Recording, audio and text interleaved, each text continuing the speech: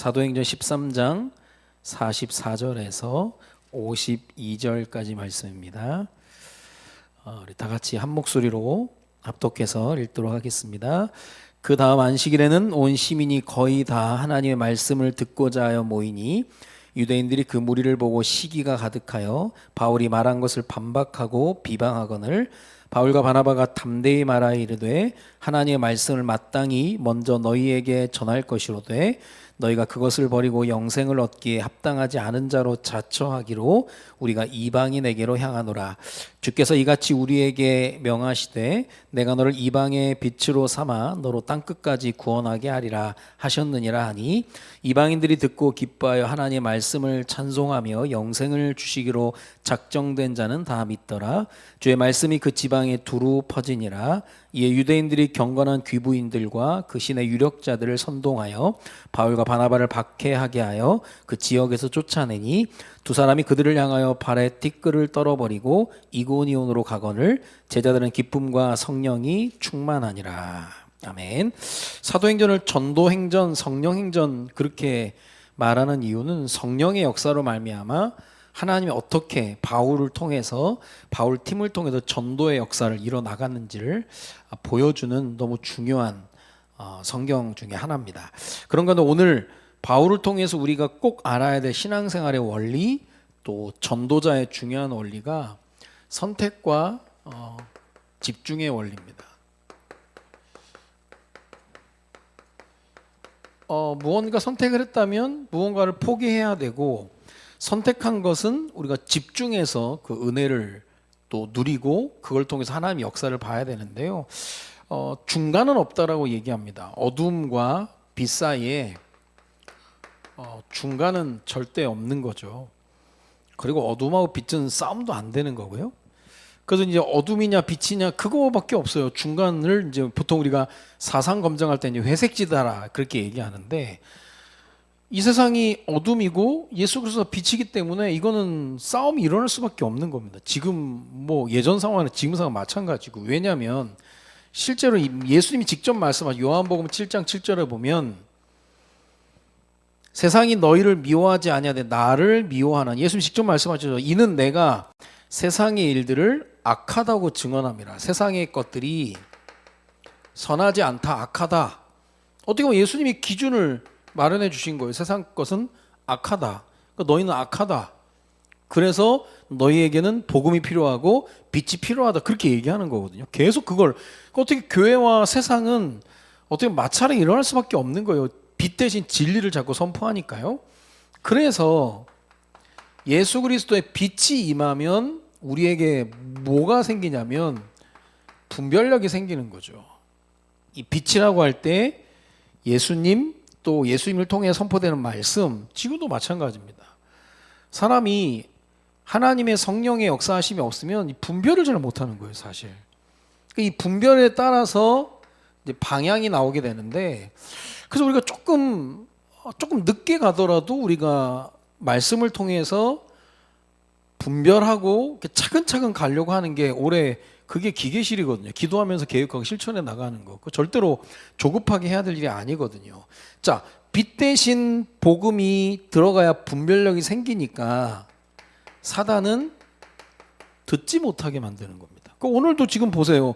온 시민이 와서 말씀을 들으려고 하는데 듣지 못하게 하는 게 유대인들인 거예요. 유대인들. 도리어 우리가 뭐 현장 나가보면 주로 기존 신자들이 그렇게 복음을 막고 방해할 때가 너무 많거든요. 듣지 못하도록 계속 공격하는 거죠. 다른 게 아닙니다. 듣지 못하도록 하는 거거든요. 자꾸 정신 사납게 하고 분주하게 만들고. 자, 오늘 바울을 통해서 보는 1차 전도 여행. 지금 뭐 비시디아 안디옥 뭐 지금 계속 몇 주간 보고 있는 가운데 그 지역이 비시디아 안디옥 그랬죠.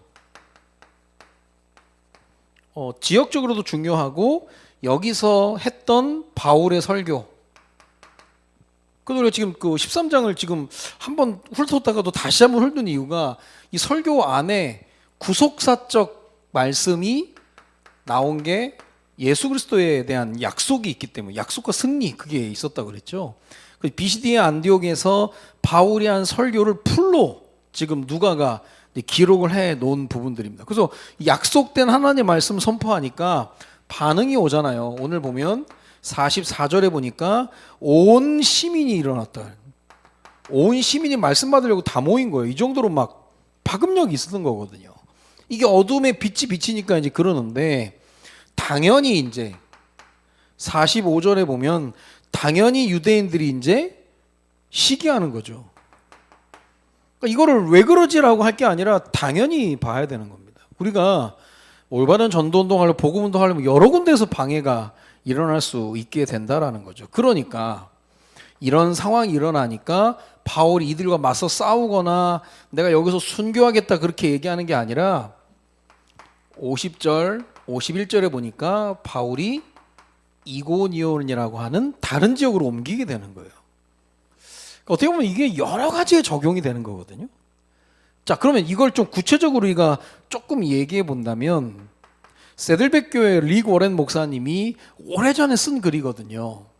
교회가 좀 정체가 심화됐을 때, 이때는 조금 교회가 이제 좀 혼란스럽기도 하고 어떤 문제로 인해서 어려움을 당하기도 하고 그런 과정들이 분명히 있다라는 거예요. 꼭 마치 대나무가 마디를 만드는 그 시간처럼 정체가 심화될 때 어떻게 해야 되는지를 이렇게 이 잡지에 이제 목사 기독교인들 잡지에 이제 올렸던 적이 있는데요.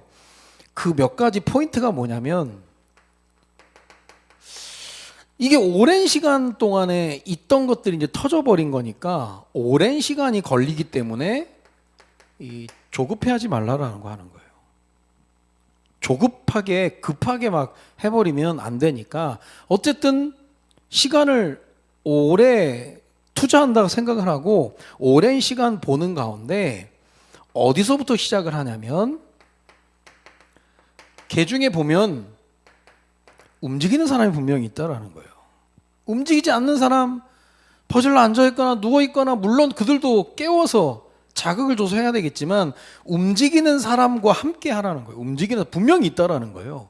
말씀을 전하면 거기에 움직이는 사람, 쉽게 말하면 변화를 원하는 사람이 분명히 있다라는 거예요.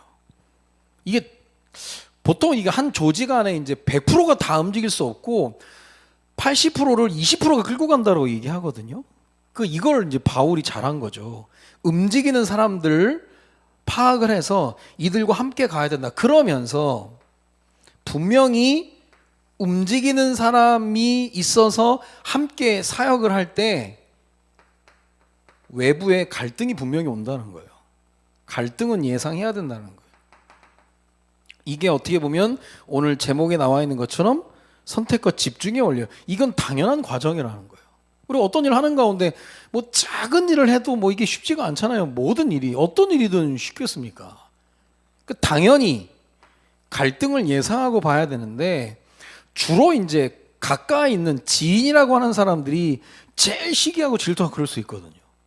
그러니까 뭐 배신을 한다. 그게 뭐 친구들이 배신하고 아는 사람이 배신하고 생판 모르는 사람이 배신하는 게 아니거든요. 근데 그런 과정들이 분명히 있다라는 거죠. 주로 어르신들 얘기 들어보면 별의별 일이 다 했던 거죠.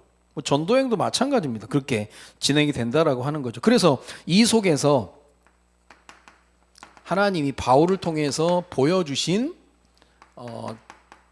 전도의 원리가 뭐냐면 선택과 집중입니다. 근데 이게 바울 스타일로 한 게 아니라 이 예수님께서 전도자들에게 분명히 말씀하신 거거든요.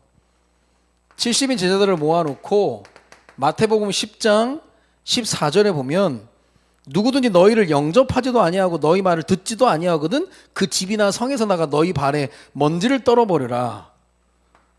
먼지를 떨어버리라고 하는 것은 그거에 너무 연연하지 말라는 거예요.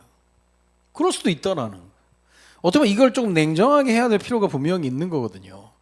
그러면서 내가 여기서 죽어야지만 그걸 함부로 뭐 얘기하는 게 아니라 마태복음 10장 23절에 보면 이 동네에서 이 동네에서 너희를 박해하거든 저 동네로 피하라. 내가 진실로 너희에게 이르노니 이스라엘의 모든 동네를 다 다니지 못하여서 인자가 오리라. 다른 곳으로 가라는 거예요. 이걸 우리가 잘못 착각해서 막 그냥 무조건 돌아다니는 그게 아니라 시간표가 분명히 있다라는 거죠. 아, 지금은 아니구나. 지금은 조금 기다려야 될 때구나. 근데 이제 그걸 기다리지 못하고 막 함부로 막 쳐들어갔다가 다시는 못 가게 문을 막는 경우가 분명히 있거든요. 그래서 이거를 바울이 뭐라고 표현했냐면, 뭐라고 표현할 수 있으면 장작, 쉽게 말하면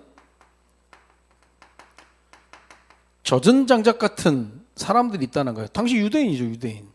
젖은 장작 같은 거예요. 물바구가 아주 무거워요. 근데 이게 기득권을 가지고 있는 겁니다. 기득권을 가지고 있는 사람들이 빛 대신 예수 그리스도를 영접하지 않고 말씀을 안 들려고 하면 이 기득권을 지키기 위해서 시기하고 질투하고 그러는 거예요. 모든 게 그렇습니다. 모든 게. 반응하지 않으면서 이렇게 가는 거예요. 이럴 때 젖은 장작을 너무 우리가 힘써서 막 그렇게 하는 게 아니라 준비되어 있는 마른 장작들이 있다는 거예요. 분명히 똑같아요. 리고렌 목사님이 얘기한 것처럼 움직이는 사람이 있다라는 거예요. 한 명이라도 충성된 사람, 움직이는 사람. 그 마른 장작은 소수일지라도 반응하는 사람들이 있다라는 거기 때문에 이게 중요한 거거든요. 우리가 이게 뭐 어떤 일을 진행하는 데서 이게 시간표를 본다라는 게 그냥 막연하게 보는 게 아니거든요. 바울이 볼 때 마른 장작들이 있는 거예요. 지금 유대인들은 막 그러니까 결국은 유대인들의 힘이 있으니까 결국은 뭐 요 끝에 보면은 뭐 귀부인들, 경건한 귀부인들, 신의 유력자들을 선동해서 바울과 바나바를 아주 대대적으로 막 박해해가지고 결국은 쫓아내 버리거든요. 그런 사람들이 분명히 있다는 거예요.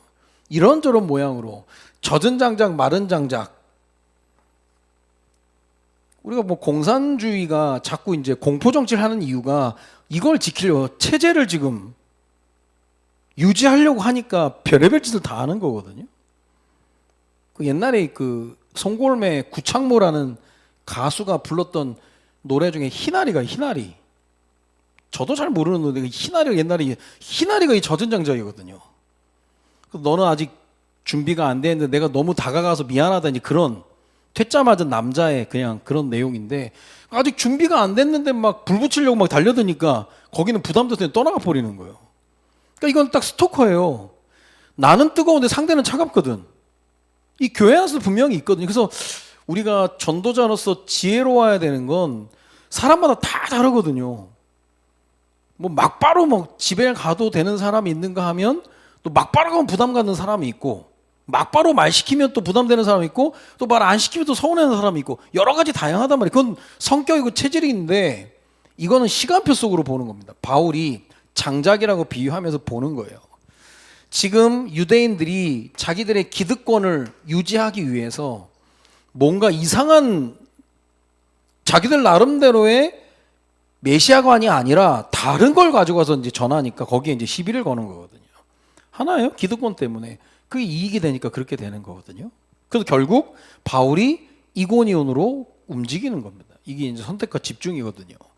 자, 그러면 이 유대인에 대해서 이렇게 얘기를 하는 거 말고 우리 각자 자신들에게 적용을 한다면 결국은 하나님이 우리에게 주신 기회는 영원하지 않다는 거예요. 유대인들의 모습들을 바라보면서 우리가 깨달아야 될 것은 유대인들이 왜 저러냐 막 그러는 게 아니야. 우리도 하나님이 주신 기회가 영원하다고 생각한 나머지 그 시간을 놓칠 수 있다는 거거든. 그러니까 지금 어쨌든 계속 우리가 생각을 하고 기도를 하고 봐야 되는 게 무엇을 선택하고 무엇을 버려야 되고 어디에 집중해야 되느냐 그걸 봐야 된다라고 하는 거죠. 일본 같은 데 가면 뭐 모든 일들을 막 몇 대째 하거든요. 뭐 초밥을 해도 막 3, 4대 막 몇십 년, 몇백 년 하잖아요.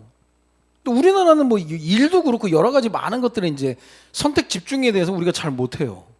빨리빨리. 그래서 막 우리나라 체질상 잘 되는 게 이제 벤처기업 자꾸 도전하고 그것도 뭐 다양성으로 볼 수 있는 건데 뿌리도 내리기 전에 우리가 여러 가지 많은 부분을 집중하지 못하고 하는 경우도 되게 많이 있거든요. 그래서 언제 한번 칼럼에 보니까 우리나라 그 음악인들에 대해서 집중하지 못해서 안타까움을 이제 자기의 글로 썼는데 그 중에 누가 나왔냐면 전영록 씨가 나온 거예요. 전영록 씨. 전영록 씨 같은 경우가 54년생인데 73년도에 데뷔했는데 한 20년 정도 이분이요 남들이 볼 때는 세계적인 가수가 될 수 있는 제목이 있어요. 굉장히 잘하고 어떻게 보면은 이분이 그 음악에만 매진을 했으면 진짜 뭐 세계적인 스타 될 정도로 그렇게 될 수 있는데 이분이 갑자기 영화를 찍었거든요. 그것도 도라이. 크레이지 보이요 그거. 망했거든. 그래가지고 박사 무너져 버린 거예요. 여러분 가끔 저 사람이 갑자기 영화를 찍지 할 때 영화가 큰 돈이 될 거라는 생각에 그게 이유를 파고 들어가 보면요. 어떻게 보면 하나님이 주신 은사가 타고난 거거든요. 음악성이라고 하는 건 이 전영욱 씨가 타고났는데 너무 잘 되니까 당연히 난 다른 걸 해도 잘 된다고 생각을 하는 거예요. 남들은 너무 노력해가지고 막 하게 되면 섣불리 못 바꾸거든요. 근데 너무 잘 되니까 그게 무서운 거예요. 어떻게 보면. 그 주로 이제 음악인들 뭐 영화 찍다가 망한 사람도 김수희 씨 있거든. 김수희 씨는 에모 그 노래 하나로 뭐 100억 이상 벌었다나? 근데 지금은 돈도 없대요. 영화 찍느라 돈 날렸대. 그걸 또 안타까워하는 거예요. 이 김수희 씨 같은 경우는 또 이분도 타고난 뮤지션이거든요. 뭐 작사 작곡 뭐 목소리도 허스키하고 분위기 있고 그냥 한마디 그냥 사람을 눈물 찡하게 만드는 그런 타고난 게 있는데 그걸 타고나다 보니까 당연한 건지 아는 거예요. 그러니까 집중을 못하는 거예요. 그리고 칼럼니스트가 너무 안타까운 그 음악인 세계에서 회자되는 분이 전영록 씨와 김수희 씨라는 거예요. 왜냐? 집중을 못하는 거예요. 그리고 이게 다 영원한지 아는 거예요. 은사를 하나님이 주신 것이고 하나님이 코드 빼버리면 끝나버리는 거예요. 근데 언제나 그게 될 것처럼 착각해버리는 거예요. 교회도 마찬가지입니다. 교회에 헌신하고 충성하고 있는 게 영원한 줄 아는 거예요. 그러니까 자신에게 적용할 때 이제 그렇게 보게 되는 거예요. 그래서 우리가 끊임없이 기도해야 될 제목이 뭐냐면 아까 얘기했던 분별해야 된다는 거죠. 내가 무엇을 선택하고 또 선택했다면 어떤 거를 집중해야 되는지를 봐야 된다는 거예요. 지금 하고 있는 것이 있다면 이게 나에게 하나님이 이걸 통해서 영광받기 원하시는 것이 맞다면 그건 집중해서 하는 거예요. 끝장을 볼 때까지 해야 되는 거죠. 그런데 이런 과정들, 선택과 집중의 원리를 통해서 본다면 여러 가지 많은 것들을 볼 수가 있는데 바울이 지금 BCD 안 되고 자꾸 시기 질투가 일어나는데 끝까지 내가 거기에 막 여기에 나 뼈를 묻겠다고 하면서 달려가면 오늘 예수님이 얘기하잖아요. 너희들이 이스라엘 다니기 전에 주님이 오신다는 거예요. 영원하지 않다는 거죠. 이런 상황 저런 상황을 놓고 기도하면서 이제 봐야 된다라는 거예요. 그게 아주 전도의 중요한 원리입니다. 그래서 결론적으로 말씀을 드린다면 바울이 얘기한 사역의 원리에 대해서 선택과 집중 이건 너무나 중요한데 이걸 가장 잘 설명했던 내용이 누가복음 10장입니다. 마르다와 마리아. 마리아가 있고 마르다가 있는데 예수님이 오셨는데 마르다는 막 분주한 거예요. 손님이 오셨으니까 예수님께 대접도 해야 되고 막 하는데 이 마리아는 예수님 발치에 앉아가지고 말씀만 듣고 앉아 있는 거예요. 아마 이 마르다는 언니로서 책임감이 있으니까 우리 집에 오셨으니까 이것도 틀린 거, 이거 틀린 건 전혀 없거든요. 우선순위에 대한 얘기거든요. 그 마르다가 막 일부러 큰 소리를 내는 건 예수님, 쟤는 자리에만 앉아가지고 저렇게 있다고. 그때 이제 예수님이 중요한 말씀을 하신 겁니다. 누가복음 10장 42절을 보니까 마르다야 몇 가지만 하든지 혹은 한 가지만이라도 족하니라. 마리아는 더 이 좋은 편을 택하였으니 빼앗기지 아니하리라 하신지라. 가장 좋은. 지금 예수님이 우리 집에 오셨는데 마리아는 최상의 걸 택했다는 거예요. 예수님 발치 안에서 말씀 받는 거. 최상의 것을 택하고 빼앗기지 아니하리라 그랬거든요. 어떻게 보면 이게 마르다에 대해서 뭐 책망하고 막 그러는 게 아니라 마리아는 지금 이런 선택을 한 거고 집중을 한 거다. 마르다가 너무 일하는 거에 빠져가지고 말씀 듣는 걸 놓치면 안 된다. 이제 그렇게 얘기하는 거죠. 그래서 우리가 어떤 걸 선택할 때 내가 예배에 방해가 되고 말씀 듣기 방해가 되는 거라면 많은 생각을 해야 되는 겁니다. 그게 습관되는 거니까. 그래서 선택과 집중, 이거 뭐 전도운동에서도 제일 중요한 원리 중에 하나가 되는 겁니다. 자, 응답의 스케줄입니다. 뭐 선택과 집중에 대한 말씀처럼 2025년 우리가 이제 기계시라고 하는 게 계속 말씀 놓고 기도하면서 실천하고 가는 걸 얘기하는 거거든요. 그래서 교육과 또 전도와 치유, 이걸 어떻게 해야 되는지. 그래서 끊임없이 이제 생각하고 있다 보면 또 하나님께서 말씀으로 또 인도해 주시는 거니까요. 그렇게 기도하는 겁니다. 그러면서 우리 3월 우리 새 학기 돼서 우리 자녀들이 만남과 사건과 일들을 축복으로 바꿀 수 있도록, 이건 중요한 그런 부분들이죠. 그리고 이번 주일부터 전교인 축복 성회가 진행됩니다. 부총회장님을 모시고 누가 오는 것도 중요하지만 어떤 시간표에 하나님이 우리 교회에 가장 필요한 말씀을 주실 건지 그것도 굉장히 중요한 거거든요. 지금 중요한 때에 우리가 조금 4일 동안 저녁마다 말씀 들으면서 좀 많은 것들을 또 생각하고 또 기도해야 될 중요한 시간표가 되는 겁니다. 그래서 주일 저녁부터 진행이 됐는데 저녁 7시다 보니까 우리 송도 쪽에서는 조금 본교회까지는 가기 어렵더라도 주일만큼 우리가 좀 참석을 해서 좀 인도를 받을 수 있도록 해야 되겠습니다. 자, 그리고 기도하면서 지금 인도 받으려고 하는 게 장학위원회입니다. 이거는 있어서 한다. 만약에 모든 걸요 있어서 한다면 없으면 못 하는 거거든요. 근데 있고 없고의 아니라 하나님의 뜻이라고 한다면 또 그걸 우리가 지속할 수도 하나님이 또 부어주시는 게 분명히 있거든요. 그러니까 절대 우리가 후대들을 향한 여러 가지 일들은 돈으로 하는 게 아니라 이게 우리의 마음과 중심인 겁니다.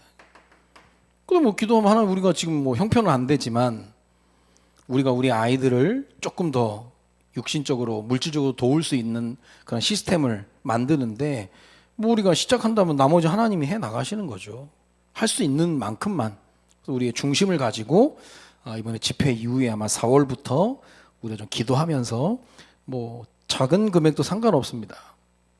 남을 위해서 우리가 할 수 있다면 굉장히 중요한 부분들이거든요. 자, 오늘 선택과 집중의 원리, 젖은 장작이고 마른 장작이 있거든요. 젖은 장작은 기다리면 이제 말라요. 그러면 그때 이제 하면 되는 거고, 젖은 장작까지 싸우고 있다가 마른 장작까지 없어져 버리는 경우들이 있기 때문에 올바른 선택과 포기 그리고 집중을 통해서 바울이 과감한 결단한 거예요. 근데 그게 바울의 방법이 예수님 방법이에요. 먼지 떨어버려라, 다른 데 가라. 과감하게. 그러니까 우리가 이 내용을 듣고 하면 제자들은 52절에 기쁨과 성령이 충만하라, 그게 이해가 되는 거예요. 뭔가 우리가 뭘 그냥 복수한다 막 그런 게 아니라 그냥 성령의 인도 따라 가는 거니까 하나님이 또 이런 걸 또 보여주셨구나, 그렇게 알게 되는 겁니다. 그래서 꼭 전도뿐만 아니라 우리의 실제 삶 속에서도 이런 게 필요한 거거든요. 선택과 집중의 원리를 가지고 분별하는 기도를 가지고 하나님이 하시는 일에 구경꾼이 아닌 주인공이 되는 삶을 살아가는 은혜가 오늘부터 있어지기를 주님의 이름으로 축원드립니다. 기도합니다. 살아계신 하나님, 사도행전 13장에 비시디아 안디옥에서 바울이 하나님의 말씀을 전한 이후에 또 일어났던 일들을 가지고 오늘 말씀을 나누는 가운데 선택과 집중의 원리라는 제목으로 말씀을 받았습니다.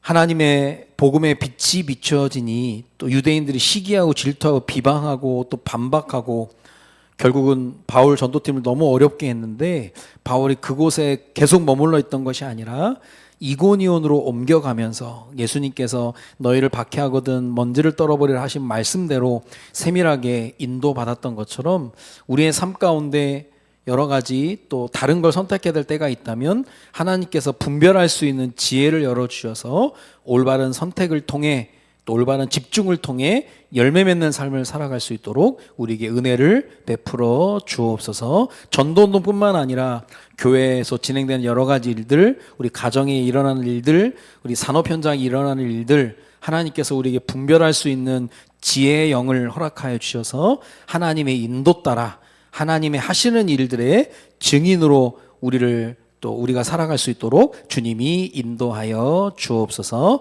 남은 시간 함께 찬양하고 기도하다가 또 더 큰 하나님의 은혜 속으로 들어가는 귀중한 밤이 될 수 있도록 인도하여 주옵소서. 감사를 드리며 예수 그리스도의 이름으로 기도드립니다. 아멘.